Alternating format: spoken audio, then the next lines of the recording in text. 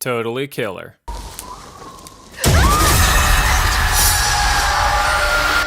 Totally Killer is a 2023 slasher movie involving time travel.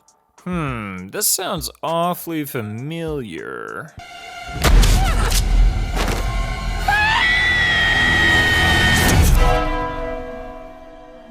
Oh yeah. Well, we will see how this one pans out, and I guess I'll do this one with little to no spoilers because it just dropped on Amazon Prime. Let's get spooky.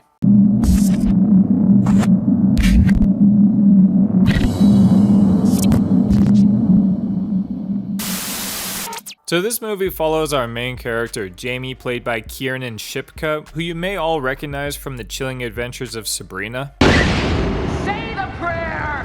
It's your one chance. Come on!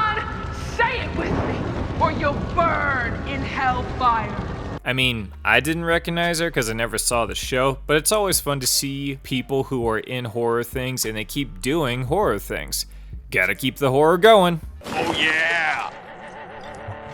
So Jamie is the daughter of Pam, the mom from Modern Family. It's all his fault. Just like I said, I was right. Suck it. And Blake, played by Lachlan Monroe, who is mostly in a bunch of B movies playing B roles, but he did have a decent death in Freddy vs. Jason.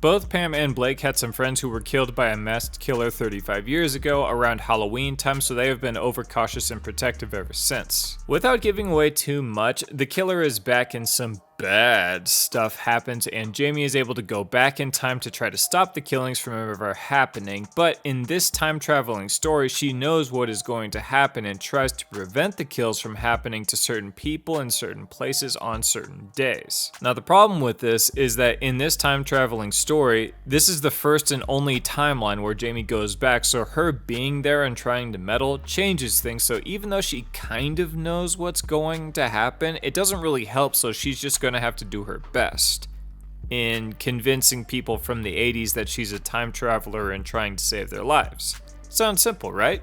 No! Okay, let's tear this thing apart and see what we're working with.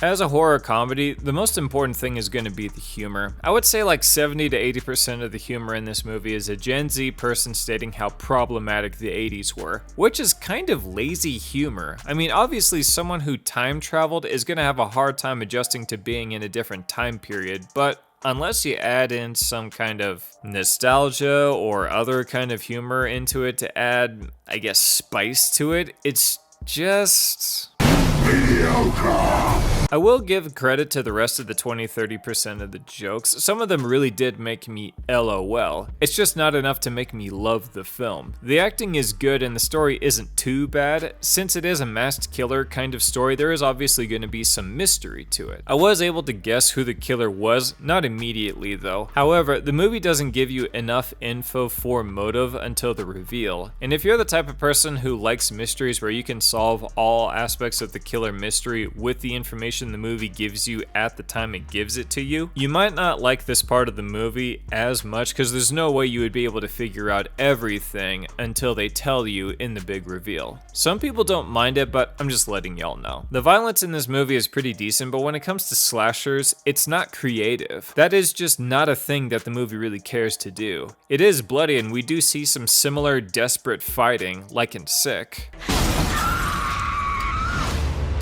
which was the highlight of that movie. I can't say it's on the same level in this movie, but it's close.